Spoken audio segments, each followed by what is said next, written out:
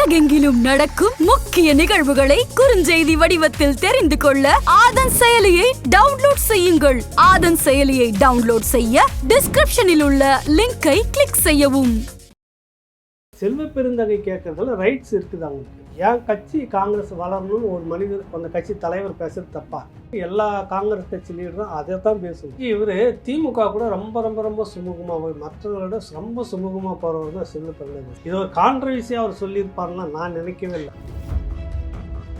கேட்டாலும் தப்பு இல்லையே, விடுதலை சிறுத்தைகள் நீங்கள் கொடுத்தாகணும். அதிகபட்சம் இன்னும் சொல்ல போனால் முதன்மை இடம் விடுதலை சிறுத்தைகளுக்கு. அதுதான் அதிகபட்ச ஓட்டு அவங்களுக்கு அப்படியே கலையாமல் கொடுத்தது. மற்ற சமூகத்தினுடைய ஓட்டு கூட இல்லை கரைஞ்சிருச்சு உங்களுக்கு. அது நீ மந்திரி சபையில் இடம் கொடுத்துருக்கணும் அவங்களுக்கு. விடுதலை சிறுத்தைகள் கொடுத்தீங்களா? இப்போ நீங்கள் சொல்கிற வாதம் விடுதலை சிறுத்தைகளுக்கு ஏற்புடையதாக இருக்கும். ஆனால் காங்கிரஸுக்கு இருக்குமா? ஏன்னா காங்கிரஸோட திமுக தலைவர்களே அவங்களை விமர்சிக்கும் போதே காங்கிரஸ் ஒரு தேவையில்லாத ஒரு சுமை தான் எங்களுக்கு, நாங்கள் தான் போட்டு சுமந்துட்டு இருக்கோம்னு திமுக அமைச்சர்களுடைய மேடையில். அப்புறம் எதுக்கு நீங்கள் அந்த சுமக்குறீங்க? தேவையில்லாத சுமத்தி வலி சுமந்து ஏன் சுமக்கணுன்ற சீமான் விஜய் கூட்டணி மலர்கிறதா அப்படிங்கிற ஒரு விவாதம் தொடங்கி கேட்டது என்ன பிரஸ் மீட்ல கேட்டாருன்னா, தம்பி கிட்ட பேசுறது தம்பி கிட்ட போறதுல என்ன உங்களுக்கு என்ன வந்துச்சுன்னு தான் கேட்கிறாரு. உடனே கூட்டணி அதுன்னா இருந்தா இருக்கட்டுமே என்ன இல்ல. ஆனா கடந்த காலங்கள்ல ரஜினி அவர்கள் அரசியலுக்கு வரேன்னு சொன்ன போது எத்தனை நாள் தான் நடிகளை ஆள விட்டுக்கிட்டே இருப்போம் அப்படிங்கிறது தான் சீமான் அவர்களுடைய பேச்சா இருந்துச்சு. ஸோ சீமான் அவர்கள் வச்சது விஜய்க்கு மட்டும் பொருந்தாதான் என்ன? ஸ்டெர்லைட் விஷயத்தில் நீ பாட்டுன்னு மண்டை காஞ்ச மாதிரி மக்களுக்கு எதிராகவே நீங்கள் பேசிட்டு போயிருக்கீங்க. ஞாபகம் இருக்குங்களா ரஜினிக்கு? இப்போ அப்படிப்பட்ட மனிதர் அரசியலுக்கு தலைமைக்கு வந்தாங்கன்னா எதிர்ப்பு வலுவாக இருக்கணும் தானே அங்கே. அதுதான் அவர் செய்கிறாரு. நீங்கள் ரெண்டையும் ஒப்பிடக்கூடாது. விஜய் அதிகாரத்துக்கு வந்த பிற்பாடு அவரும் ஊழல் முறைகேடுன்னு வந்துச்சுன்னா ஒருவேளை நாம் தமிழர் கட்சி எதிர்க்கலாம். இப்போ வரும்போது சேர்ந்து வரதுல என்ன தப்பு? ஒருவேளை விஜய் அரசியல் கட்சி தொடங்கி வந்துட்டார் அப்படின்னா சீமானவர்களுடைய வாக்கு வங்கி தான் பெரும்பான்மையா அவருக்கு போறதுக்கான வாய்ப்பு இருக்குன்னு ஒரு விவாதம் வைக்கிறாங்க. அதனாலதான் விஜயோட எப்படியாவது கூட்டு சேரணும் சீமான் பாக்குறாருன்னு விமர்சனம் வைக்கிறாங்க. அப்ப சீமானுடைய வாக்கு வங்கி தான் வருதுன்னாக்கா திமுக சந்தோஷப்படணும் இல்லை? சீமான் வாக்கு தான் பிரிச்சுக்கிறாங்க, நமக்கு ஒரு பிரச்சனையும் இல்லை, நம்ம நல்லா அப்படியே சுகமா இருந்துக்கலாம்னு நினைக்கலாம்ல. திமுக தரப்பு, திராவிட தரப்பு, அதிமுக தரப்பு எல்லாம் நினைக்கலாம் இல்லை? உங்களுக்கு ஏன் பதட்டம் ஆகுது? தேர்தல் நெருங்க என்ன பதட்டம் வரப்போகுதுன்னு தெரியல, யாராருக்கு என்ன வரப்போகுதுன்னு தெரியல. கடைசியாக நீங்கள் வேணால் பாருங்கள், திமுகவில் இருக்கக்கூடிய பெருந்தலைகளுடைய வாரிசோ இல்லை பெருந்தலைகளோ ஏதோ காரணத்துக்காக சொல்லி இங்கே கூட சேர்றதுக்கு வாய்ப்பு இருக்குன்னு நான் கணிக்கிறேன். இதற்கு இவர்கள் தான் காரணம். இவங்க நினைச்சிருந்தா இதை தடுத்திருக்கலாம் அந்த ஈழப்போரை. ஆனா இவங்க நினைக்கல அப்படின்னு ஒரு 5 பட்டியல் போட்டா அந்த 5 பட்டியல யார் நீங்க வைப்பீங்க? இல்ல, முதல் 2 பட்டியலே காங்கிரஸ் திமுக, அதில் மாற்று கருத்தே கிடையாது. 3, 4, 5 அப்படின்னு எடுத்துட்டீங்கன்னாக்கா. இந்த சிறப்பு நேர்காணலில் நம்முடன் இணைந்திருக்கிறார் மூத்த பத்திரிகையாளர் பா. ஏகலைவன் அவர்கள். வணக்கம் சார். வணக்கம் வினோத். வணக்கம் சார். இப்போ சமீபத்திய ஒரு விவாதமாக வந்தது தமிழ்நாடு காங்கிரஸ் கமிட்டி தலைவர் செல்வ பெருந்தகை. அவர் ஒரு இடத்துல சொல்லும்போது சொல்றாரு, எவ்வளவு நாள் தான் தமிழகத்துல காங்கிரஸ் சீட்டை வாங்கும் இடத்துலயே இருக்கும், நாம் ஒரு காலத்துல கொடுக்கும் இடத்துல இருந்தோம், மீண்டும் அந்த இடத்தை நோக்கி நகரணும் அப்படின்னு சொல்லிட்டு அவர் பேசியிருக்கிறார். இது மீண்டும் அந்த காங்கிரஸ் திமுக மத்தியில ஒரு விவாதமாக மாறி இருக்கிறது. திமுக தலைமை வரைக்கும் நிறைய செய்திகள் போயிருக்கிறதாக சொல்லப்படுது. இப்போ இவர் பேசுறதுக்கான காரணம் என்ன? இதோட விளைவு என்னவா இருக்கும்? இல்லை, உண்மையிலேயே அதை நான் வரவேற்கிறேன்.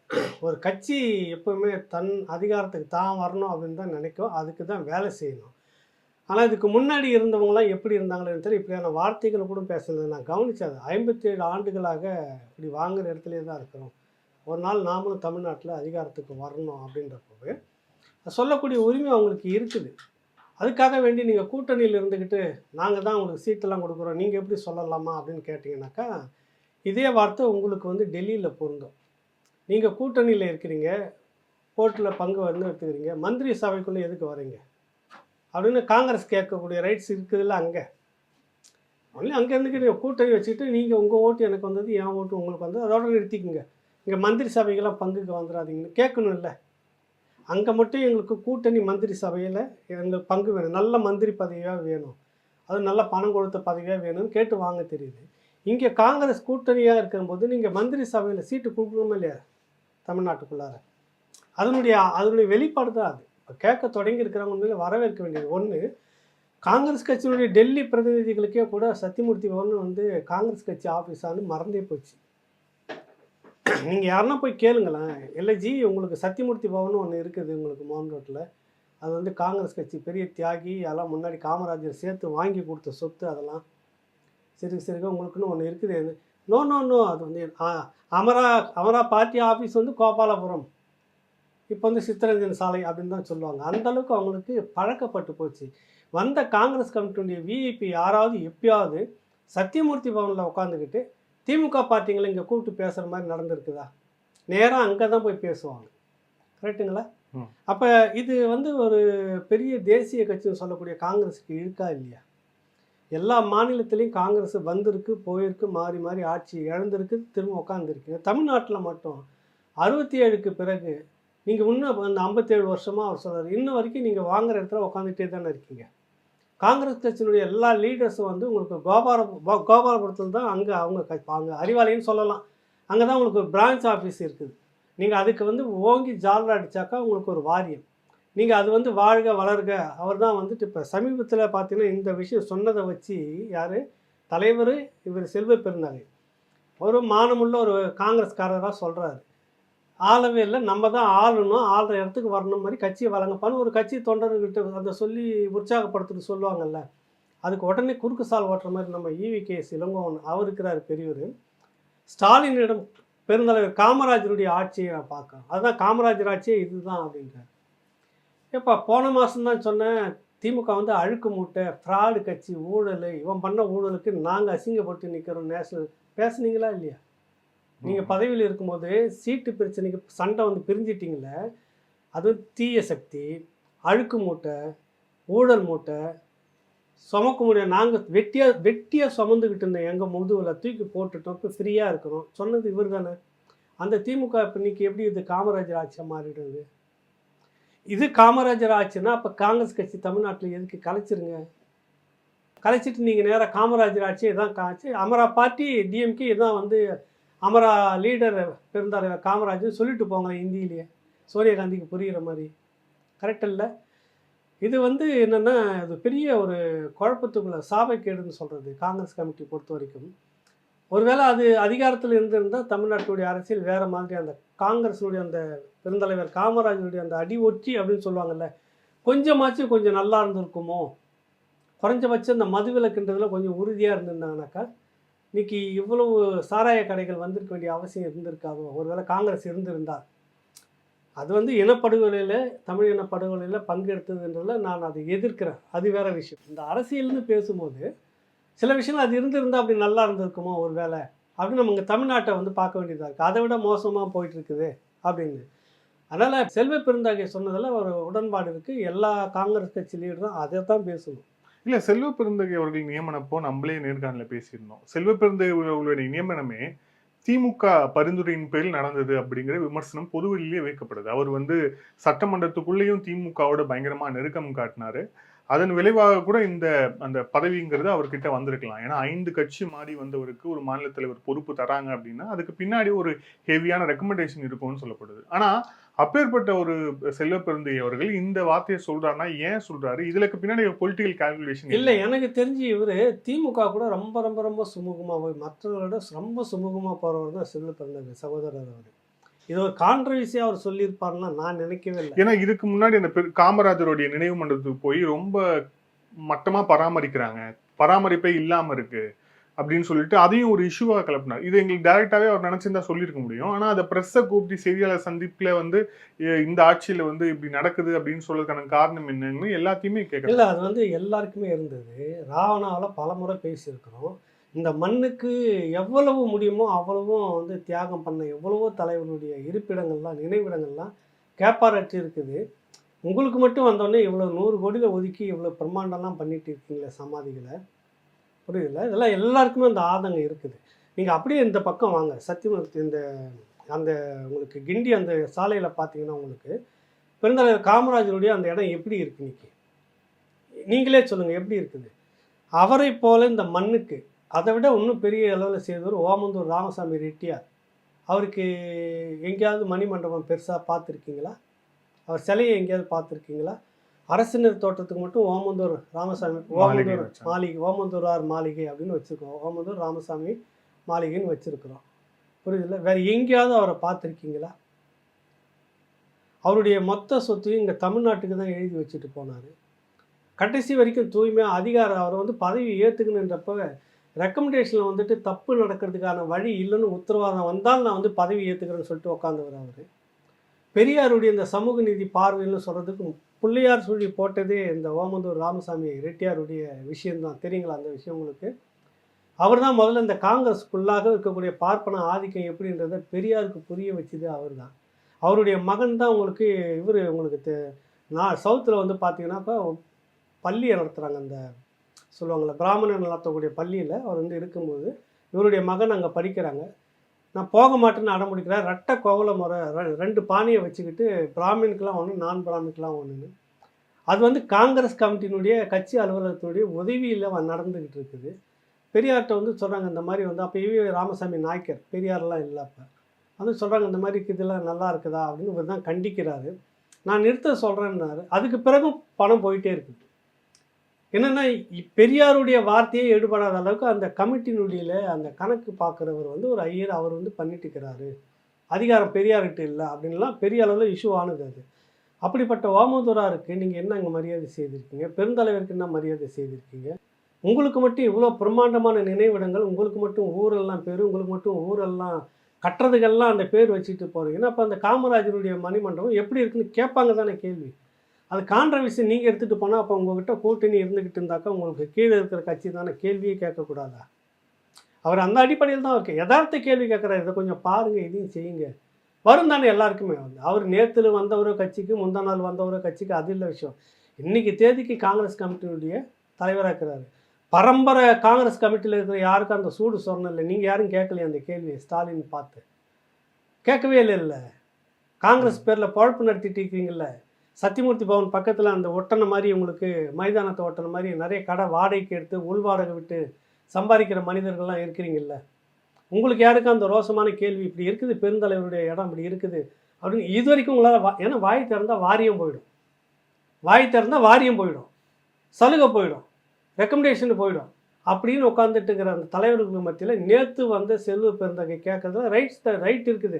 பாராட்டு. திமுகவுடைய அந்த கூட்டணி அதுல இருந்து விடுதலை பெறுகிறதா தமிழ்? அப்படி சொல்லுவாங்க. கூட்டணி வேற, கூட்டணியில் இருக்குதுன்றதுக்காக ஒருத்தர் கேட்காம இருக்க முடியுமா? ஆனா இதுக்கு முன்னாடி இப்ப திமுகவுடைய அந்த ஒரு அவங்களோட இந்த ட்ராக் ரெக்கார்ட்லயே அவங்க கூட யாராவது கூட்டணியில் இருந்தாங்கன்னா மோஸ்ட்லி அவங்களை யாருமே கேள்வி கேட்க மாட்டாங்க. இப்போ ராமதாஸ் அவர்கள் கேட்க மாட்டாங்க. அது அப்படியே தான் தொடர்ந்துகிட்டே இருக்கும். நம்ம வந்து நிறைய ரெக்கார்ட்ஸ் நம்ம பார்க்குறோம். குறிப்பா ராமதாஸ் அவர்கள் கூட்டணியில தான் கேள்வி கேட்பார் திமுகவை. ஆனா அதை தாண்டி வேற எந்த தலைவரும் கேட்கறது இல்லை. இப்ப செல்வ பெருந்தகை கேட்கிறாருன்னா இது எதை நோக்கி போகும்? நல்லது, ஆரோக்கியமான அரசியல் நீங்க எடுத்துக்கணும். உண்மையிலேயே திமுக வந்து பார்த்தீங்கன்னா இப்போ பாட்டாளி மக்கள் கட்சி கூட்டணி இருந்துச்சுனாக்கா ஐயா ராமதாஸை விட திமுக கதற விடுற ஒரு ஆள் இருக்கவே மாட்டாங்க. கதற விடுவாங்க. திமுக ஆளானப்பட்ட கருணாநிதியை கதற விட்டுருக்கிறார் அவர். ஆனாலும் கூட்டணி கட்சி தான். கேட்க வேண்டிய இடத்துல சாட்டி எடுத்து போடுன்னு போட்டுருவாரு. அந்த மாதிரி எண்ணம் அவர்கிட்ட இருக்குது. அந்த மாதிரி இப்போ செல்வ பெருந்தகை கேட்கறதுல என்ன இருக்குது அப்படி எடுத்துகிட்டு போங்க. நீங்கள் பாட்டாளி மக்கள் கட்சி மாதிரி டாக்டர் ராமதாஸ் மாதிரி கேட்குறாரு, அது நியாயமான கேள்வி தான். மணிமண்டபம் எப்படி இருக்குது? உங்களுக்கு வந்து அவசரமாக வந்த உடனே எப்போ இறந்தார் கலைஞர்? ஏன் உங்ககிட்ட காசே இல்லையா? காசு இல்லாமல் வறுமையில் இருக்கிற குடும்பமா நீங்கள்? அவர் செக்கு இழுத்த செம்மல் அப்படியே இந்த மாதிரி இருக்கிறார். நாட்டுக்காக 8 வருஷம் காமராஜர் மாதிரி கொடுஞ்சிறையில் கொடூரமாக அடிபட்டு சித்திரவதைப்பட்டு முதுகு தண்டுலாம் ஒடிகிற அளவுக்கு அடிப்பட்டவர் அப்படின்னு என்ன இருந்தார் அவர்? இங்கே இருந்தார். உங்கள் கட்சிக்கு தலைவராக இருந்தால், தமிழ்நாட்டுக்கு முதலமைச்சர் இருந்தார். ஓகேவா? பிரம்மாண்டமான ஒரு கட்டமைப்பை கட்டி நீங்கள் இதெல்லாம் வந்து போட்டு உடனே நிதியை ஒதுக்கி எப்போ இருந்ததுக்கு எப்போ அதிகாரத்தில் வந்து அது வரைக்கும் அப்படியே வச்சுருந்து மக்கள் வரி பணத்துலேருந்து எடுத்து செய்யணும்னு தோன்றப்ப காமராஜருக்கு செய்யுங்கன்னு கேட்கறதுல என்ன தப்பு இருக்குன்னு நான் கேட்குறேன். அது ஒன்று இருந்தது. இப்போ கேட்குறதுல வந்து என்ன ரைட்ஸ் இருக்குது? நீங்கள் வந்து ஜெயிச்சிட்ட உடனே டக்குன்னு அடுத்த ஃப்ளைட்லேயே வண்டி ஏறி டெல்லியில் உட்காந்துக்கிட்டு எங்களுக்கு இந்தந்த பதவியெல்லாம் கொடு, அப்போ தான் உங்களுக்கு கூட்டணின்னு டிமாண்ட் பண்ணிங்களா இல்லையா? இப்போ இங்கே தமிழ்நாட்டுக்குள்ளே கூட்டணி கட்சிக்கு கூட்டணி வச்சுக்கிட்டா மந்திரி சபையில் சீட்டு இங்கே தமிழ்நாட்டுக்குள்ளே அப்படின்னா கூட்டணி வச்சு போனால் இவங்க நெருக்கிறதுல என்ன தப்பு இருக்குதுன்னு கேட்குறேன். கேட்டாலும் தப்பு இல்லையே. விடுதலை சிறுத்தைகள் நீங்கள் கொடுத்தாகணும். அதிகபட்சமாக இன்னும் சொல்ல போனால் முதன்மை இடம் விடுதலை சிறுத்தைகளுக்கு. அதுதான் அதிகபட்ச ஓட்டு அவங்களுக்கு அப்படியே கலையாமல் கொடுத்தது. மற்ற சமூகத்தினுடைய ஓட்டு கூட இல்லை, கலைஞ்சிருச்சு உங்களுக்கு. அது நீ மந்திரி சபையில் இடம் கொடுத்துருக்கணும் அவங்களுக்கு. விடுதலை சிறுத்தைகள் கொடுத்தீங்களா? டெல்லியில் போய் நீங்கள் கேட்க தெரியுதில்ல. இல்லை, அதுக்கு தான் அவங்க தெளிவாக சொல்கிறாங்களே, மத்தியில் கூட்டாட்சி, மாநிலத்தில் சுயாட்சி. மாநிலத்தில் ஏன் கூட்டாட்சி இருக்கக்கூடாது? கூட்டணி கட்சிகளின் ஆட்சி. கூட்டாட்சின்ற தத்துவம் அது வேற. அது ஒரு மாநிலமும் நீங்கள் சுதந்திரம் வாங்குறப்ப அதை தான் சொல்லி பட்டேல் அவர்கள் ஒன்றா கூட்டினார். மாநிலத்தில் சுயாட்சி இருக்கும், மத்தியில் எல்லாம் சேர்ந்து கூட்டாட்சி அப்படின்னு தான் நீங்கள் முத சொன்னீங்க. இன்றைக்கி அதெல்லாம் இல்லை, நிறைய மாறி போச்சு, அது வேறு ட்ராக்கு. இங்கே மாநிலத்தில் கூட்டாட்சின்னு ஏன் இல்லை இருக்காது? கூட்டணி கட்சிகளின் ஆட்சிங்க, கூட்டாட்சி இங்கே இல்லை, கூட்டணி கட்சிகளின். என்னுடைய உழைப்பை நீங்கள் எடுத்துக்கிறீங்க வினோத், என்னுடைய உழைப்பை எடுத்துக்கிறீங்க, என்னுடைய வாக்குகளை நீங்கள் வாங்கிக்கிறீங்க. அதிகாரத்துக்கு வந்துட்டு நீங்கள் மட்டுமே இருப்பீங்கன்னா என்ன நியாயம்? அதுக்கு நீ இண்டிவிஜுவலாக நின்றுட்டு திமுக மட்டுமே தனித்து நின்று போட்டியிடணும் அப்படின்னு சொல்லிக்கோ. ஆனால் அந்த கட்சி நீங்கள் கூட்டவே வேண்டியதில்லை. இல்லை, ஆனால் இப்போ நீங்கள் சொல்ற வாதம் வந்து விடுதலை சிறுத்தைகளுக்கு ஏற்புடையதாக இருக்கும், ஆனால் காங்கிரஸுக்கு இருக்குமா? ஏன்னா காங்கிரஸோட திமுக தலைவர்களே அவங்களை விமர்சிக்கும் போதே காங்கிரஸ் வந்து ஒரு தேவையில்லாத ஒரு சுமை தான் எங்களுக்கு, நாங்கள் தான் போட்டு சுமந்துட்டு இருக்கோம்னு திமுக அமைச்சர்களுடைய மேடையில். அப்புறம் எதுக்கு வெளியே கரெக்டு தான் நீங்கள் கேட்குறது, ரொம்ப சரியான கேள்வி வினோத். வேற அப்புறம் எதுக்கு நீங்கள் அந்த சுமக்குறீங்க? தேவையில்லாத சுமத்தி வலி சுமந்து ஏன் சுமக்கணுன்ற? ஏன்னா டெல்லின்னு வந்துச்சுன்னா அங்கே எல்லாத்துக்கும் நீங்கள் போகணும். மக்களின் நலன் கருதி நாங்கள் ஆதரவு தெரிவிக்கிறோன்னு சொல்லிட்டு மக்களின் நலன் கருதியை நீங்கள் ஆதரவு தெரிவிச்சிங்க. உங்களுக்கான சொகுசு எவ்வளோ பெருகி இருக்குது, எவ்வளோ இண்டஸ்ட்ரி உங்களுக்கு வளர்ந்துருக்குது, மத்திய அரசு அனுசரில் எடுத்துக்கலாமா? பட்டியலில் விவாதிக்கலாமா? சொல்லுங்கள். அப்போ அதுக்கு மட்டும் உங்களுக்கு வேணும், இதுக்கு வரக்கூடாதுன்னா என்ன நியாயம்? காங்கிரஸ் இங்கே செல்வாக்கு இல்லை, கரெக்டு. 4% 7%ன்ற மாதிரி சொல்லியிருக்கிறாங்க, ஓகே, விட்டுடுங்க, சேராதீங்க. டெல்லியில் போய் நீங்கள் கூட்டணி மந்திரி சபைன்னு கேட்காதீங்க. அங்கே கூட்டணி வச்சுக்கிட்டோம், முடிஞ்சு போச்சு, நாங்கள் எம்பியாக வந்துட்டோம், கூட்டணிக்கு எம்பி கிடச்சிருச்சு, அதோட நிறுத்திக்கலாம்ல. இல்லை, அவங்க தரப்புலன்னு சொல்லும்போது மத்தியில் ஒரு மதசார்பற்ற ஒரு சக்தி வலிமையாக இருக்கணும், அது வந்து நாட்டுக்கு ரொம்ப நல்லது, அந்த சக்தியாக நாங்கள் வந்து காங்கிரஸை பார்க்குறோம், அதனால தான் அவங்களுக்கு வந்து ஆதரவு தெரியும். அதான் அவங்களுக்கு ஆதரவு தெரிவித்து அவங்களே அதிகாரம் தெரிவித்து நீங்கள் வெளியே உட்காந்துருங்களேன். இப்போ இங்கே அப்படி தானே இருக்கிறாங்க. இங்கேயும் வந்து தமிழ்நாட்டில் நான் இந்துத்துவா வந்துடக்கூடாது, எதிர்க்கக்கூடிய ஒரே ஒரு சீன பெருஞ்சோர் திராவிடம் மட்டுமே. இந்த சீன பெருஞ்சோரனுடைய முகமாக இருக்கிறது வந்து ஐயா ஸ்டாலின். இன்னைக்கு நேற்று வந்து ஐயா கலைஞர் இருந்தாங்க. அந்த சீன பெருஞ்சோரோட முகப்பில் இவங்க தான் முகமே இருக்குன்னு திமுக. இதை விட்டாக்கா எகிரி குச்சி இந்த பக்கம் உள்ளே வந்துடும் பாஜக. சொன்னீங்கல்ல நீங்கள். அப்போ அதுவே இருந்துட்டு போட்டு நீங்கள் வந்து எதுவுமே இல்லாமல் நீங்களே நின்று ஜெயிச்சுக்குங்கப்பான்னு சொல்ல வேண்டியது தானே. இங்கே மட்டும் ஏன் ஆதரவை கேட்குறீங்க? கூட்டணிக்குள்ளே வாங்கன்றீங்க. புரியுதில்லை உங்களுக்கு? அவங்க செல்வ பெருந்தகை கேட்குறதுல ரைட்ஸ் இருக்குது அவங்களுக்கு. நீங்கள் இங்கே வந்து அவங்களுடைய ஒத்துழைப்பை எடுத்துக்கிட்டு இங்கே வந்து ஓரளவுக்கு வந்திருக்கீங்க, அவங்களுடைய வாக்குகளும் பயன்பட்டு இருக்குன்றப்ப குறைஞ்சபட்சம் கேட்குறது என்ன இருக்குது? சரி, என் கட்சி காங்கிரஸ் வளரணும்னு ஒரு மனிதர், அந்த கட்சி தலைவர் பேசுகிறது தப்பா? வரவங்க எல்லாருமே வந்து உங்களுக்கு செயல்படாத தலைவர் மாதிரி, வரவங்க எல்லாருமே வந்துட்டு அறிவாலயத்துக்கு வாசல்லே வந்து உட்காந்துருக்கணும்னு உங்களுக்கு நான் எழுதி கொடுத்துருக்குற பட்டயமா? அது பட்டயம் எழுதி கொடுத்துருக்கீங்களா? தமிழ்நாடு காங்கிரஸ் கமிட்டி தலைவர்களாக வரவர்களுக்கு அறிவாலய ரெக்கமெண்டேஷனில் தான் நாங்கள் வாங்கித்தரோம். வந்தோடனே இங்கே வந்து வாசலில் ஒரு குடியில் இருக்கும், அங்கே உட்காந்துக்கிட்டே இருக்கணும், நீங்கள் சுயமாக எதுவும் பேசக்கூடாதுன்னு ஏன்னா பட்டையும் எழுதி கொடுத்துருக்கீங்களா? என்ன நீங்கள் கேட்குறதால நான் கேட்குறேன், எனக்கு தெரியல.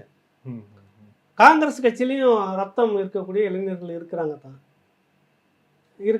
திருச்சி வேலுசாமி போன்ற தலைவர்கள்லாம் இருக்கிறாங்க தான். இன்னும் சொல்லப்போனால் அவர்கிட்டலாம் ஒன்று கட்சி வந்ததுன்னா இதை விட ஒன்று வேகமாக அவர் செயல்படாது. ஏன்னா வீழ்ந்து போன அந்த காங்கிரஸ் இந்த மண்ணுக்குள்ளே வரணும்னு துடிக்கிற சில பேரில் திருச்சி வேலுசாமி அவர்களும் ஒருத்தர். அப்போ இதை விட ஒன்று வேகமாலாம் இருக்கும். கூட்டணி வேறு, விமர்சிக்கிறது வேறு, அதான் சரியான அரசியல் அப்படின்னு போக தொடங்கிடுவாங்க. இது ஒரு விஷயம். அவர் சாதாரணமாக செல்வ பெருந்தகை மாதிரி திமுகவை தாங்கின ஒரு மனிதர் நீங்கள் பார்த்தே இருக்க மாட்டீங்க. கரெக்டுங்களா? அவரை மாதிரி நான் ஓப்பனாக சொல்கிறேன், வந்திருந்த தலைவர்களை வெளிப்படையாக அவரை மாதிரி தாங்கி பிடிச்சி தாங்கின அளவுக்கு வேறு யாருமே இல்லை. அவர் கேட்குறது ஒரு யதார்த்த கேள்வி, என் கட்சி வரணும், 57 வருஷமாக 1967 திமுக பிறகு காங்கிரஸ் விழுந்த பிறகு இன்ன வரைக்கும் நம்ம இப்படியே தான் இருக்கிறோம், நம்ம என்றைக்கு வர்றது, எல்லோரும் தான் கேட்பாங்க. இது தவறா? இது தவறு, நீங்கள் எப்படி பேசலாம் அப்படின்னா அவ்வளோ மானரோசம் இருந்துச்சுன்னா நீங்கள் கூட்டணி கூட சேர்க்காதீங்க, விட்டுருங்களேன் பார்ப்போம். சட்டமன்ற தேர்தல் வருது, விட்டுருங்களேன். அது அவசியம் இல்லை, சட்டமன்ற தேர்தலில் கூட்டணிக்கு அவசியம் இல்லை. சின்ன கட்சி தான், விட்டுட்டு பாருங்களேன் எப்படி கூட்டணி மாறுதுன்னு. உங்களுக்கு விடுங்களேன். இப்போ அவர் கேட்குறது தப்புன்னு கொதிக்கிறீங்கல்ல, வரப்போகிற சட்டமன்ற தேர்தலில் விட்டுருங்க. இப்போ அந்த சட்டமன்ற தேர்தலை ஒட்டி தான் இன்னொரு விவாதமாக சீமான் விஜய் கூட்டணி மலர்கிறதா அப்படிங்கிற ஒரு விவாதம் தொடங்கியிருக்கு. இது வந்து நீண்ட நாளாக எழுந்துகிட்டு இருக்கு. விஜய் அவர்களுக்கு அந்த தமிழ் தேசிய பார்வை இருக்கு அப்படின்ட்டு வந்து சொல்லப்படுது. அவரும் வந்து பிறப்புக்கும் எல்லா இருக்கும் அப்படிங்கிறதான் வந்து அவரும் மெயின் ஸ்லோகனாக வச்சிருக்காரு. இன்னொரு பக்கம் தேர்தலுக்கு முன்னாடி அவர் வெளியிட்ட ஒரு இந்த சிங்கிள் மியூசிக் ட்ராக்ல மைக் அதை மையப்படுத்தி தான் அந்த பாட்டும் இருந்தது. அப்போவே வந்து நாம் தமிழர்லாம் விஜய் அவர்கள் எங்களுக்கு மறைமுகமா ஆதரவு தெரிவிக்கிறாருன்னு ஓப்பனாவே வந்து சொன்னாங்க அப்படிங்கறத பார்த்தோம். இப்ப ரீசெண்டாவும் சீமான் அவர்கள் பேசியிருக்கிறார்.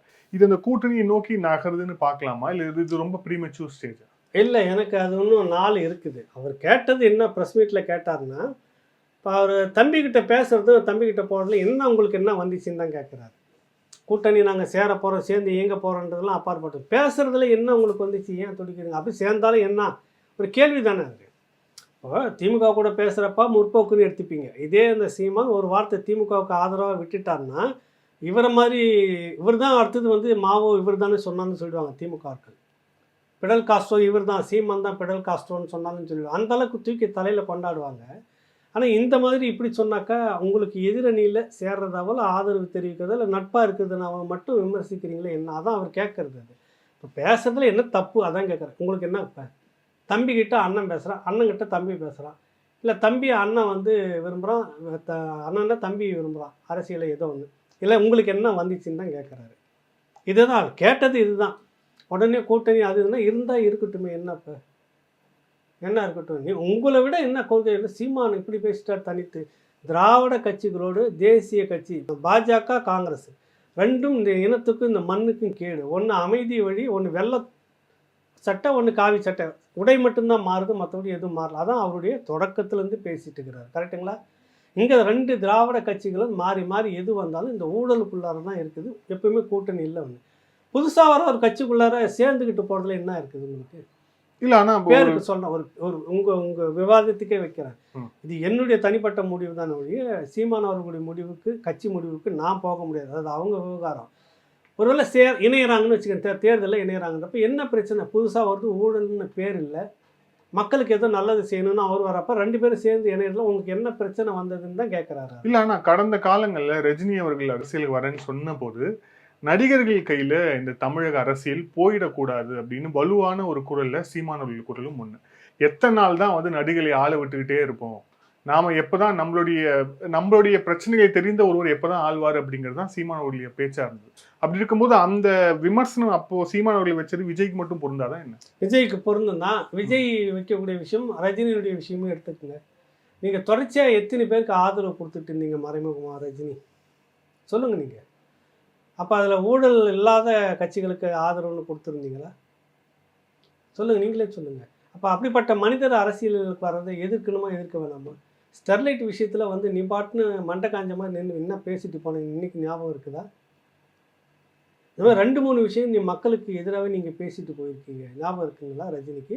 இப்போ அப்படிப்பட்ட மனிதர் அரசியலுக்கு வந்து தலைமைக்கு வந்தாங்கன்னா என்ன விலங்குன்ற எதிர்ப்பு வந்து வலுவாக இருக்கணும் தானே அங்கே. அதுதான் அவர் செய்கிறாரு. நீங்கள் ரெண்டையும் ஒப்பிடக்கூடாது. நடிகர்கள் வேற விஷயம். நடிகரா நான் நடிக்கிறது அதோட முழுக்க போட்டுட்டு வரன்றப்ப வரட்டும்ன்றாரு. அது ஒன்றும் பிரச்சனை இல்லையா? அவர் நான் அதோட முடிச்சுட்டு தானே கடைசி படம் முடிச்சுட்டு நேரம் அரசியலுக்குள்ள வரப்போறன்றப்ப ஏன்றது என்னுடைய தனிப்பட்ட விவாதமாக தான் நான் வைக்கிறேன். கட்சி சார்பாக என்னுடைய பதில் கிடையாது. நான் உறுப்பினரும் கிடையாது. ஆதரவு நிலையில் இருக்கிற அந்த அடிப்படையில் இருந்தால் என்ன தப்பு அப்படின்னு கேள்வி அவர் கேட்குறாருல, அதே தான் நானும் கேட்குறேன்.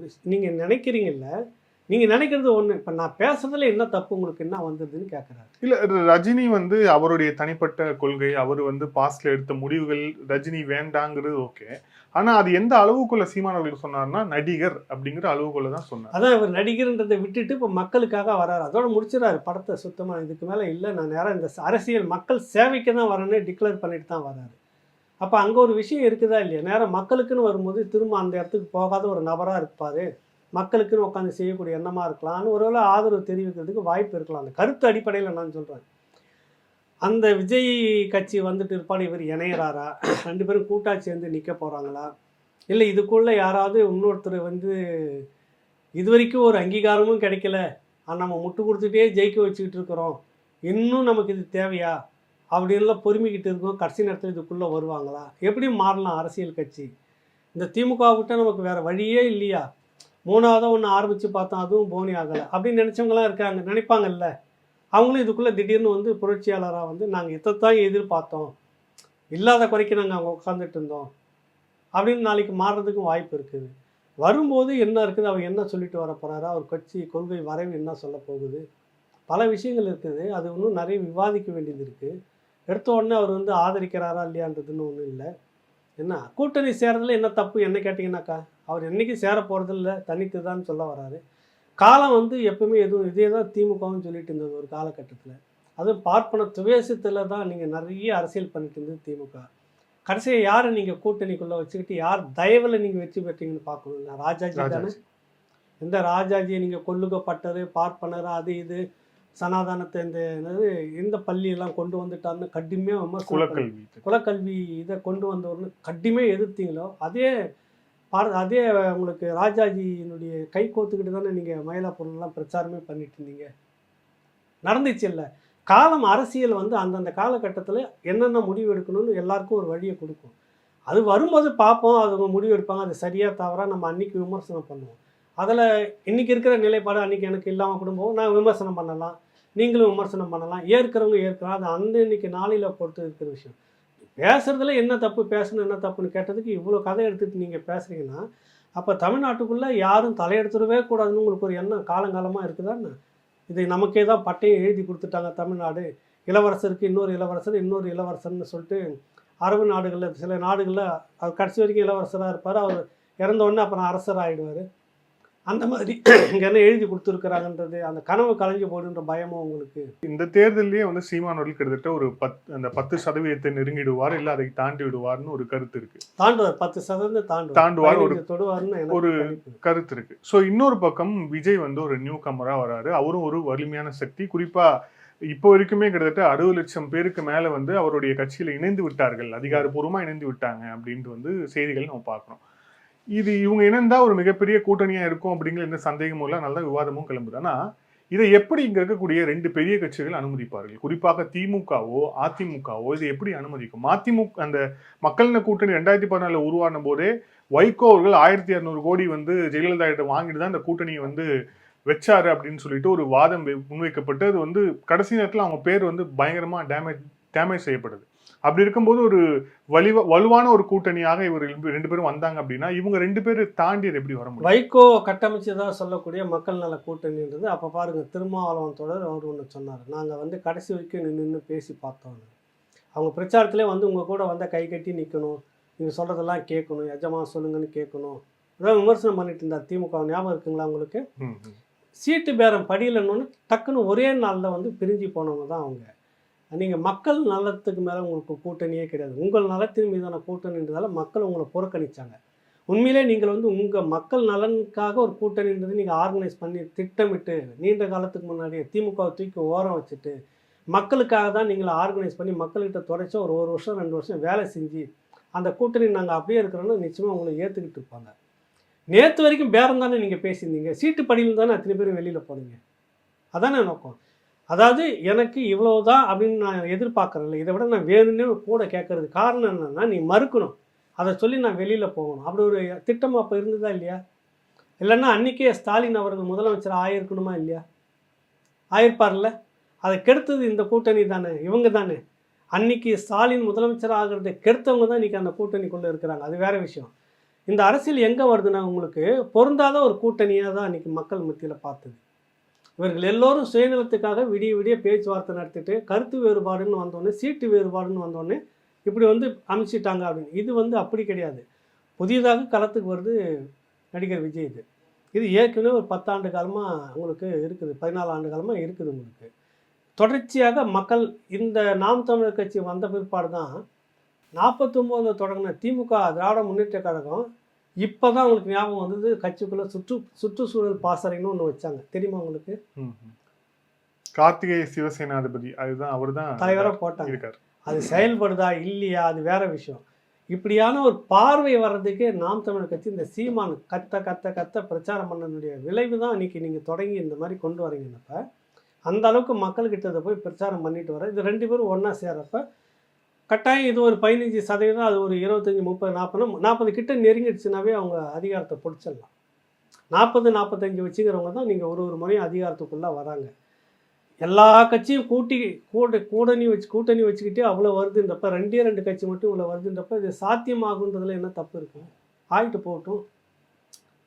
இப்போவும் சொல்கிறேன், அவர் இந்த சீமான் அவர்கள் இதுக்கு முடிவு எடுத்திருக்கிறாங்களா, விஜய் அவர் இந்த முடிவு எடுத்திருக்கிறார் அது நமக்கு தெரியாது.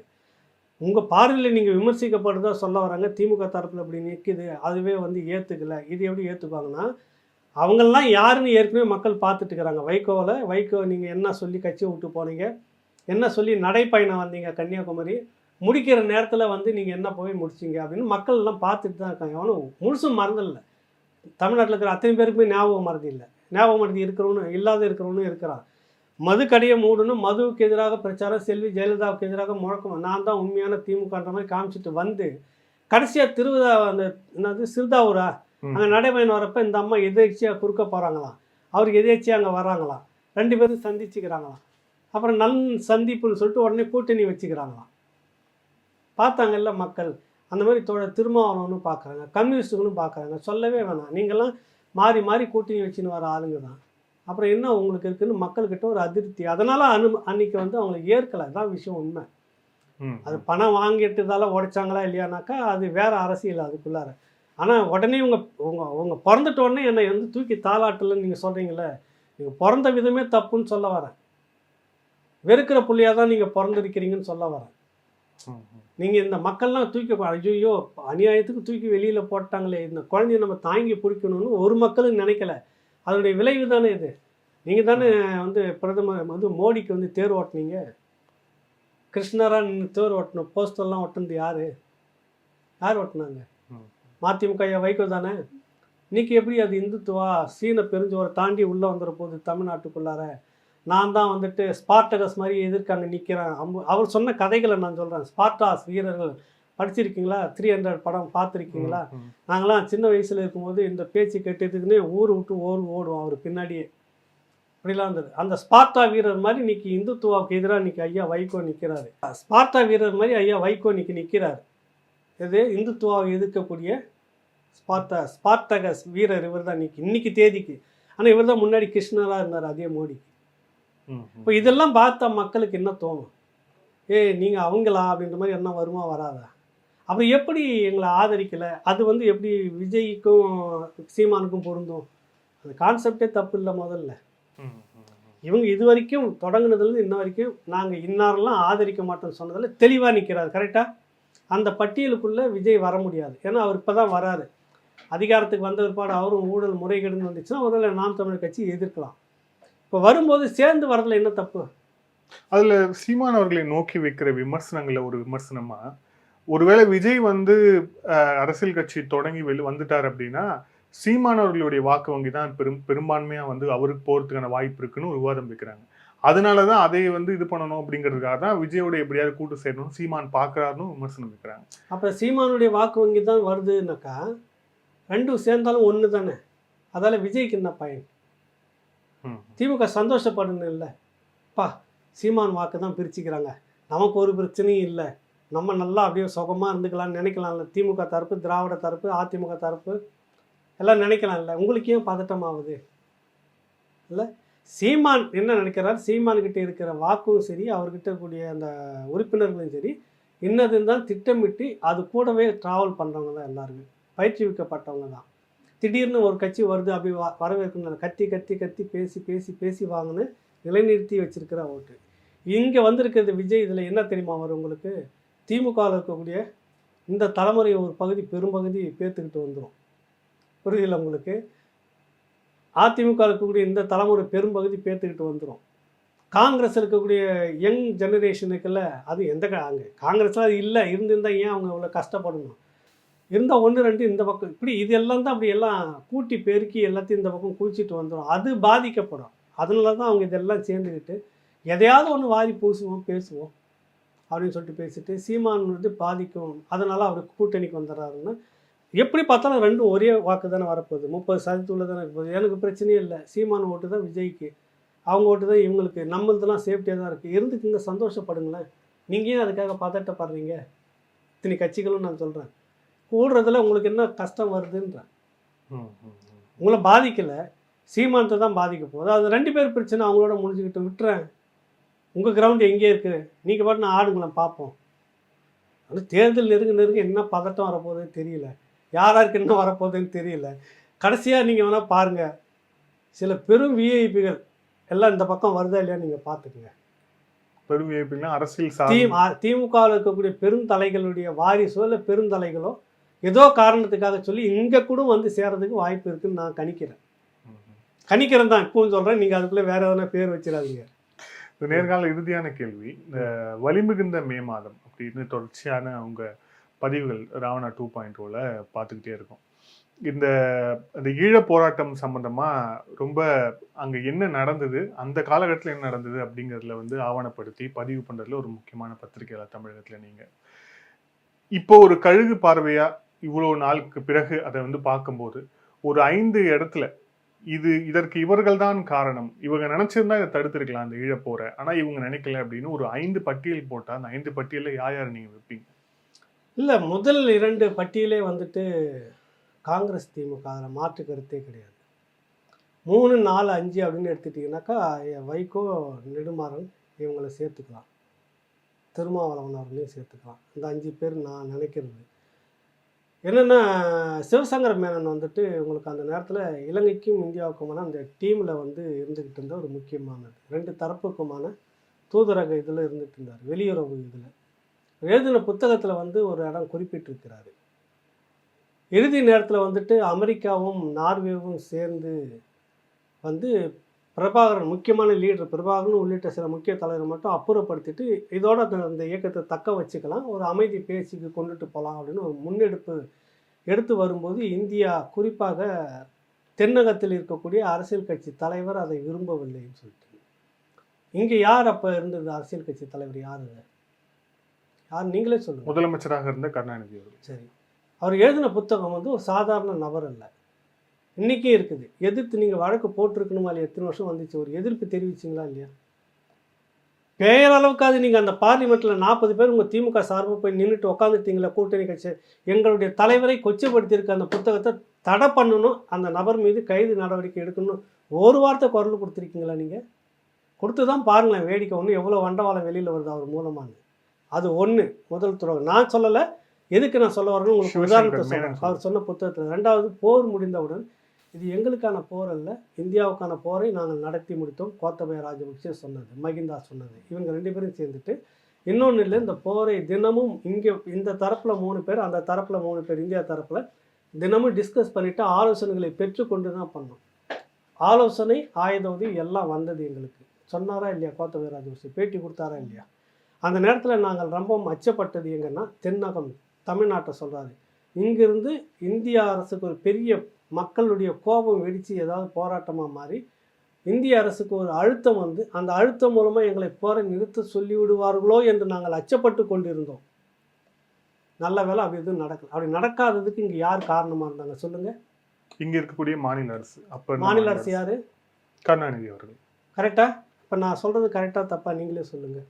இது 2 உதாரணம் மட்டும் சொன்னால் கதை கட்டவே இல்லை. ஆனா அப்போ போராட்டம் நடந்தது இல்லையா? என்ன போராட்டம் நடந்தது? 2009 கூடவே வந்து போராடுற மாதிரி நடிச்ச மடம் மாத்தினீங்கன்னு சொல்றேன். மக்களுடைய எழுச்சி தன்னை மீறி போயிடக்கூடாதுன்னு குறுக்கால நாங்களும் போராடுறோன்னு மெழுகுவத்தி பிடிச்சிக்கின்னு, நாங்களும் உங்களுக்காக கண்ணீர் விடுறோன்னு சொல்லிட்டு போராட்டம் பண்ணுறேன்னு, நானும் உனக்காக பாரு இப்படி இருக்குன்னு சொல்லிட்டு போய் மெரினாவில் படுத்துக்கிட்டு மடம் மாத்தினீங்க. நீங்கள் இல்லை முத்துக்குமார் பிரச்சனையில் காயடிக்கிற வேலையை நீங்கள் செய்திருக்க மாட்டோம். முத்துக்குமாருடைய உயிர் தியாகம் அன்னைக்கு குவிந்த அந்த மக்கள் இளைஞர்கள் மட்டும் அது போராட்டமாக வெடிச்சிருந்ததுன்னு வச்சுக்கோ, தமிழ்நாடு தாங்கியிருக்காது. 2வது இந்திய எதிர்ப்பு போராட்டமாக அன்றைக்கி மாறி இருக்கும். தெரியுமா உங்களுக்கு?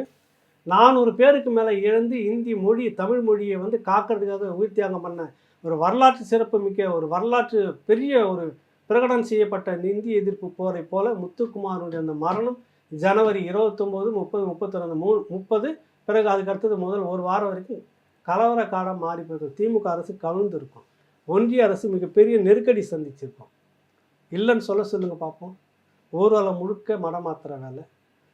அன்னைக்கு இரவில் வந்து பெண்கள் உட்பட இரவோட இரவா நீங்கள் விடுதலாம் காலி பண்ணிட்டு ஓடுங்க, இங்கேருந்து விடுதலை இழுத்து மூடுங்க. நடு சாமத்தில் பிரேத ஊர்வலம் போயிட்டே இருக்குது. கலவரமாக எங்கே மாறிடுவோம்னு சொல்லிட்டு நீங்கள் இவ்வளவு பண்ணது நீங்கள் தானே.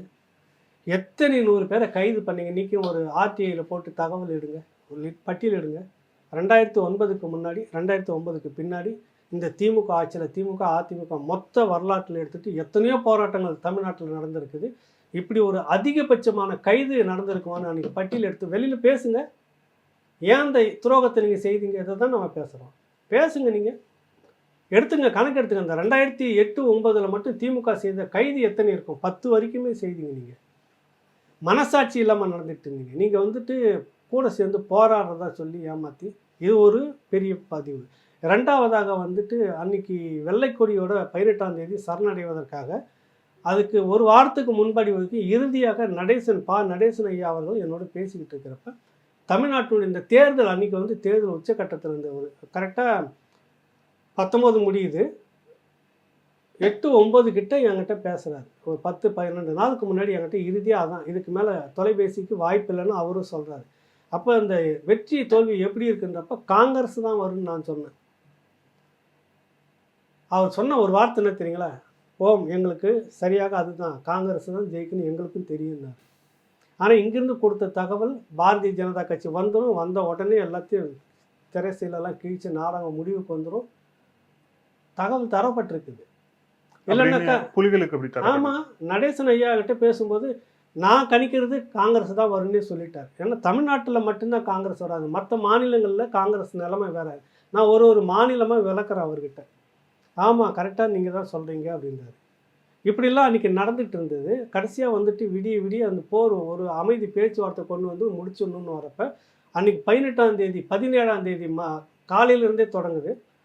அதெல்லாம் பதிவு பண்ணியிருக்கேன், ஆவணமாக நான் பதிவு பண்ணியிருக்கிறேன். அதனால தான் அன்றைக்கி குமுதத்தில் இருந்தப்போ இவங்ககிட்டலாம் பேட்டி எடுப்பவர் திரு ஜகத் கஸ்பர். பிறகு வந்து கனிமொழி அவர்கிட்ட அதுக்கு பிற்பாடு ஒரு முறை பேட்டிக்கு பேசுகிறப்ப முன்னாடி வந்தாங்க, அதுக்கு பின்னாடி வரவே இல்லை. கொளத்தூர் மணி தோழர் அவர்கள், அடுத்தது சுபவீர பாண்டியன், அதில் முக்கியமானவர் சுபவீர பாண்டியன் ஒரு வார்த்தையை முக்கியமாக பதிவு பண்ணுறாரு. நான் வந்துட்டு இதுக்கு முன்னும் பின்னும் கூட அவங்களுடைய தொடர்பு நேரடியாக எனக்கு கிடையாது. அண்ணன் கொளத்தூர் மணி சொன்னார், அதன் பேரில் சூசை என்னோடு பேசினார், நடேசனா சூசை என்கிட்ட பேசினார். அவர்கள் அங்கிருந்து சொல்லக்கூடிய தகவலை ஒரு மனசாட்சியோடு, ஒரு தபால்காரன் என்ன வேலையை செய்வானோ அதை நான் நேர்மையாக மனசுத்தியோடு செய்தேன்னு ஒத்துக்கிறார். அதுக்கு மேலே அவராலையும் ஒன்றும் பண்ண முடியாது, நம்ம அதையும் ஏற்கிறோம். அதை கனிமொழி கிட்ட சொன்னார். கனிமொழி டெல்லியில் ஒருவரிடம் பேசினார் தான் வருது. டெல்லியில் யார்? ப. சிதம்பரமா, கார்த்தி சிதம்பரமா? அன்றைக்கி நீங்கள், கார்த்தி சிதம்பரம், கஸ்பர் நீங்களாம் சேர்ந்து ஒரு கூட்டணியாக சேர்ந்து இயங்கிக்கிட்டு இருந்தீங்க, கரெக்டாக? அங்கே தகவலை சொல்லி டெல்லியிலிருந்து வந்த கார்த்தி சிதம்பரம் அப்போவே ஆக்டிவாக தான் இருந்துட்டு இருந்தார். அது யாருன்னு அவங்க தான் சொல்லணும், கனிமொழி தான் சொல்லணும். கனிமொழிக்கு தகவல் வந்து கனிமொழி என்கிட்ட சொல்லுவார், நான் வந்துட்டு நடேசன்கிட்ட சொல்லிட்டு இருந்தேன். இப்படி தான் இரவு 2 மணி வரைக்கும் அந்த பேச்சுவார்த்தை போனதுன்னு பேட்டியில் கொடுத்துருக்கிறாரு விளக்கமாக. இதெல்லாம் சாட்சி. இந்தியாவுக்கு தெரியாமல் நடந்துடுச்சு, இந்தியாவுக்கு தெரியாமல் நடந்துச்சுன்னு சொல்கிறீங்களா? அவங்க கடைசியாக வெள்ளக்கொடியோட போகிறதுக்கு முன்னாடி ஐநாவுக்கும் நார்வேவுக்கும் அமெரிக்காவினுடைய தொடர்பாளர்களுக்கும் சொல்லிவிட்டு இந்தியாவுக்கு இந்த மாதிரி சொல்லி ஒரு முன்னெடுப்பு நீங்கள் சொல்லுங்கள், இலங்கை கேட்கும் அப்படின்னு சொல்லி இரவாக பேச்சுவார்த்தை நடத்தி அங்கேருந்து போக சொல்லி வெள்ளக்கொடியோட போங்க, ஒரு பிரச்சனையும் இருக்காதுன்னு சொல்லி உத்தரவாதம் இவர் கொடுத்துட்டு படுத்தேன். 2 மணி வாக்கில் நான் படுத்தேன். இதுக்கு மேற்கொண்டு களத்திலிருந்து எங்களுக்கு தொடர்பு எதுவும் இருக்க முடியாது, வராது, நாங்கள் இல்லைன்னு நீங்கள் நினச்சிக்கலான்னு சொன்னாங்க. அப்படிலாம் சொல்லாதீங்கன்னு சொல்லிட்டு நான் சொன்னேன். அவரும் உருக்கமாக தான் பேட்டி கொடுக்குறாரு. யார்? சுபவீர பாண்டியன் அவர்கள், ஐயா அவர்கள். பிற்பாடு கேபி பேசுவாங்கன்னு சொன்னாங்க, கேபி பேசலை, இன்னொருவர் பேசினார். அவரும் இந்த விஷயத்தை வந்து இல்லை, உங்களுக்கு அடுத்து தொடர்புக்கு வருவாங்கன்னு சொன்னாங்க. இதெல்லாம் உரையாடலை நான் அதிகாலையில் அனுமதி வாங்காமலேயே கலைஞரிடம் சொல்வதற்காக நான் போயிட்டு இருக்கிறேன் காரில், அனுமதி வாங்காமல். எழுந்த உடனே இரவெல்லாம் நடந்தது, இப்படி நடந்தது என்று நான் கலைஞரிடம் சொல்வதற்காக சென்று கொண்டிருந்த போது பாம்க்ரோ ஹோட்டல் கிட்ட போகும்போது லண்டனிலிருந்து ஒரு தொலைபேசி, அதிகாலை விடியாத அந்த நேரத்தில் வெள்ளக்கொடியோடு போனவங்க எல்லாருமே முடிச்சுட்டாங்க, கதை சுட்டு கொண்டுட்டாங்கன்னு வருது. அதிர்ந்து போகிறேன். அப்படியே போய் கலைஞர்கிட்ட அனுமதி வாங்காமல் மேலே போகிறேன். லுங்கி கட்டிக்கிட்டு அந்த வெள்ளை ஜிப்பாக போட்டிருப்பாரு, உட்காந்துட்டு இருக்கிறாரு. கவலை தோய்ந்து இப்படி நடந்துருச்சுன்னு நான் சொன்ன உடனே பதட்டத்தில் சொன்னேன். ஆமாம், அவருக்கு எதிர்க்க ஒரு கோப்பு இருந்தது, ஆமாம் எனக்கும் தகவல் வந்தது அப்படின்னு பார்த்தபடியும் சொல்கிறாருன்றப்ப அவர் முன்கூட்டியே அந்த தகவல் போய் சேர்ந்துருக்குது. அப்போ அந்த களத்திலிருந்து நேரடியான தகவலுக்கு பெற்றுக் கொடுக்குற அளவுக்கு அன்றைக்கி உளவுத்துறை உங்களுக்கு செய்திருந்துருக்குது, கரெக்டுங்களா? இவ்வளவு நெட்வொர்க்கும் நீ அந்த பக்கம் ஒரு மாதிரி நகர்ந்துருக்கிறப்ப இந்த பக்கம் சமாதான பேச்சுவார்த்தை. பிறகு நீங்கள் 2014 கூட்டணி பேச்சுவார்த்தை வந்தோன்னு 2 பேரும் நீங்கள் சண்டை போட்டுட்டு நீங்களும் காங்கிரஸ் அப்போ வெளியில் சொல்லி காட்டிக்கிட்டு ஞாபகம் இருக்குதா? துரோகம் செய்தது எங்களுக்கு காங்கிரஸ், இனத்துரோகம் செய்தது, நம்ப வச்சு கழுத்தறுத்துட்டு கூடா நட்பு கேடா முடிஞ்சது, இவ்வளவு நீங்கள் தானே சொன்னீங்களா? இல்லை, இதை தான் நான் பேசுகிறேன். நான் எதுவும் இட்டுக்கட்டியோ அவ்வளவும் இருக்குது, ஒன்று நிறைய இருக்குது மனசில் படித்தது, நீங்கள் சொன்ன வார்த்தைகளாக தான் இருக்குது.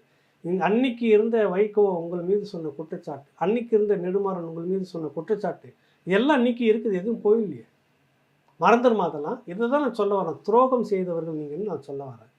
காங்கிரஸ் துரோகம் செய்தது நான் சொல்லலை, நீங்களும் சொன்னீங்க. சீட்டு பிரச்சனையில் சண்டை வந்து பிரிஞ்சுக்கிட்டப்ப இப்படியெல்லாம் துரோகம் பண்ணது இனத்துக்காக வெள்ளைக்கொடியோடு போகிறவங்களுக்கு எல்லாம் சரின்னு சொல்லிட்டு கடைசியாக செய்யாமல் விட்டுருச்சுன்ற மாதிரி நீங்கள் அன்றைக்கி பேசுனீங்க. அன்னைக்குத்தான் வெளிவருகிறது யார்? ப. சிதம்பரம் மேலேருந்து எங்களை ஏமாற்றிட்டார்ன்ற மாதிரி வார்த்தைகள்லாம் வந்துச்சு. வந்ததில்லை. அப்புறம் என்னத்துக்கு இன்னைக்கே தூக்கி சுமக்கிறீங்க இந்த காங்கிரஸ்? சொல்லுங்க. அப்போ இந்த கேள்வியெல்லாம் வருது இல்லை உங்களுக்கு? இதை தான் நம்ம பேசுகிறோம். இன்றைக்கி இளைஞர்கள் மத்தியில் ஒரு கொதிப்பாக இருக்கிற காரணம் இதுதான். எல்லா கட்சியிலுமே திமுகவிலேயே லட்சக்கணக்கான இளைஞர்கள் இன்றைக்கி இந்த எண்ணத்தில் இருக்கிறாங்க. அது மறுக்க முடியுமா என்ன? இனம் என்பது நீங்கள் மட்டுமே கிடையாது. இல்லை, கோபாலபுரத்துலேயும் உங்களை ஒட்டி இருக்கிற குட்டி ஜமீன்தார்கள்கிட்ட இருக்கிறது மட்டுமே கிடையாது. உங்களுக்கு கீழே கோடான கோடி தொண்டர்கள் இருக்கிறான்ல கட்சியிலே, அவன் சுத்தமாக தானே இருக்கிறான். அவன் இனத்துக்கு செய்தது இப்படிலாம் நடந்துச்சுன்ற கோபம் அவனுக்கு இருக்குதா இல்லையா? அதெல்லாம் இருக்கிறது போய் தானே நீங்கள் பணத்தை வாரி எடுத்துகிட்டு வர்றீங்க தேர்தலுக்கு. பணத்தை எடுத்து வச்சுக்கிட்டு அவங்ககிட்ட இருக்கக்கூடிய அதிகபட்சமான வாக்காளர்களை வச்சுட்டு உறுப்பினரை வச்சுட்டு இருக்கிறது நீங்கள் தானே இருக்கீங்க. மக்கள் இன்னைக்கு உங்களை ஆதரிக்கிறதா நீங்கள் தானே சொல்கிறீங்க. ஏன் பணம் எடுத்துகிட்டு ஓடுறீங்க தேர்தலுக்கு? ஏன் கூட்டணி வச்சுக்கிட்டு ஓடுறீங்க தேர்தலுக்கு? தனித்து நின்று வென்று காட்டிட்டு போக வேண்டிங்களா? இந்த துரோகத்தை அம்பலப்படுத்திக்கிட்டே இருக்கணும். மக்கள் மறக்க அம்பலப்படுத்திக்கிட்டே இருப்பேன்னு தான் நான் பேசுகிறேன். இதனால் வழக்கு வரட்டும், எது வேணாலும் வரட்டும். நடந்தபடி நான் ஒன்றும் இவங்கள மாதிரி சீட்டுக்கும் நோட்டுக்குன்னு இருக்குது. நேற்று ஒரு பேச்சு இன்றைக்கி ஒரு பேச்சுலாம் சொல்லலை. அன்றைக்கி நீங்கள் தான் பேசுனீங்க. துரோகம் செய்தது திமுக. என்ன சொன்னீங்க? நாங்கள் காங்கிரஸோட கூட்டணி இல்லை, காங்கிரஸ் கூட இருக்கிற திமுகவோடு தான் நாங்கள் கூட்டணி சொன்னீங்க. ஒரு காலமும் இந்த காங்கிரஸோட நான் கூட்டணி போனோம் கூட இருக்காதுன்னு சொன்னீங்க. அப்புறம் சோனியா வாழ்க்குன்னு நீங்கள் தான் கத்தி சத்தம் போட்டு தொண்டை கிழிய கத்துறீங்க. எல்லாம் நீங்கள் தானே பண்ணீங்க. கூட்டணி இருக்கிற நீங்கள் தானே. மறந்துடுச்சா மக்களுக்கு? என்ன உங்களுக்கு தேவைன்னா நாங்கள் எடுத்துக்கிட்டு உங்கள் கூட பேசணும், உங்களுக்கு தேவைன்னா நாங்கள் போட்டுட்டு அப்படியே மறந்துடணும், அது வெளிநாட்டு சதின்னு பேசி நீங்கள் சொல்கிற மாதிரி நாங்கள் சுற்றணும் இல்லை? அப்போ நேற்று பேசுனது காங்கிரஸ்ன்ற பணத்தோட கூட்டணி இருக்காதுன்னு ஏன் சொன்னீங்க? நம்ப வச்சு கழுத்தரைச்சி கூடா நட்பு கேடா முடிஞ்சிச்சுன்னு ஏன் சொன்னீங்க? இவ்வளவு நீங்கள் தான் சொன்னீங்க. அர்த்தம் என்ன அதுக்கு? அப்படிப்பட்ட காங்கிரஸை வந்து நாங்கள் திரும்ப இன்றைக்கி பேசும்போது மட்டும் நீங்களாம் அப்படி பேசாதீங்க, இது வந்து வெளிநாட்டு சதி, உங்களுக்கு அரசியல் தெரியாமல் நீங்கள் பேசக்கூடாது இப்படின்னு சொல்லி மடம் மாற்றுறீங்களே. ஏன் மாற்றுறீங்க? அது வந்து இந்த கேவலமான சீட்டுக்கு நோட்டுக்குமான வார்த்தை தானே இது. சொல்லுங்கள். இதை தான் பேசுகிறான். அந்த கோபம் எல்லாருக்குமே இருக்கும். அவங்களை எடுத்துக்கிட்டால் அந்த கோபம் வந்துக்கிட்டே இருக்கும், பேசிக்கிட்டே இருப்பாங்க. இதை பேசுவதால் உடனே நீங்கள் சங்கி பாஜக ஆதரவு அப்படின்னு நினச்சா எங்களுக்கு, நாங்கள் பாஜகட்ட போய் வாழை இலையில் போட்டு முன்னாடி உட்காந்து சாப்பிட்ட ஜென்மம் நாங்கள் கிடையாது. இன்றைக்கும் மனுஷனாக தான் இருக்கிறோம். சொந்த இதில் தான் நாங்கள் இருந்துகிட்டு இருக்கோம். இதெல்லாம் சொல்கிறதுக்காக பழி வாங்குறதுக்கு வேறு எதனா எடுத்துக்கிட்டு நாலாந்தர விஷயமா வந்தாலும் எனக்கு கவலை இல்லை. எல்லா விதத்துலையும் நான் கேடு கட்டணும்னா கூட ஆமாம் ஒத்துக்குன்னு தான் சொல்லுவேன். ஆமாம் என்ன பண்ண போகிறேன், நீ என்ன புதுசாக சொல்ல போகிற சொல்லியான்னு. இதான் நீங்கள் மிஞ்சி போனால் இதான் செய்வீங்க. நீங்கள் தெரியுமே உங்களுக்கு. தரம் தாழ்ந்து விமர்சனம் பண்ணுறது தான் உங்ககிட்ட இருக்கும். நேர்மையான அரசியல்ன்றது உங்ககிட்ட என்றைக்கே போயிடுச்சு. பெருந்தலைவர் அந்த மண்ணுக்கு எப்படி செஞ்ச ஒரு மனுஷனே நீங்கள் எவ்வளோ கேவலமாக பேசி அப்புறப்படுத்துனீங்க. அதனுடைய இது உங்களுக்கு ஊறி போயிருக்கு. அப்படி தானே வரும். நீங்கள் உங்களுக்கு நினச்சா வெளிநாட்டு சதின்னு உங்கள் கூட வரணும், உங்களுக்கு நினச்சா நாங்கள் காங்கிரஸ் ஏற்று கொடி பிடிக்கணும், உங்களுக்கு நினச்சா காங்கிரஸ் கூட நாங்கள் ஒட்டி பிடிச்சிக்கிட்டு இருக்கப்போ நீங்கள் பேசாமல் விட்டுருங்கன்னா நாங்கள் விட்டுறணும். கரெக்டு தானே? இது எந்த விதத்தில் சரியானது? இளைஞர்கள்ட்ட முன்வைக்கிற சரியாக தவிர அவங்க எடுத்துக்கிறாங்க. அவ்வளோதான் அதில் விஷயம். நன்றி சார். பல்வேறு கேள்வி. Thank you sir. ரொம்ப நன்றி. வணக்கம்.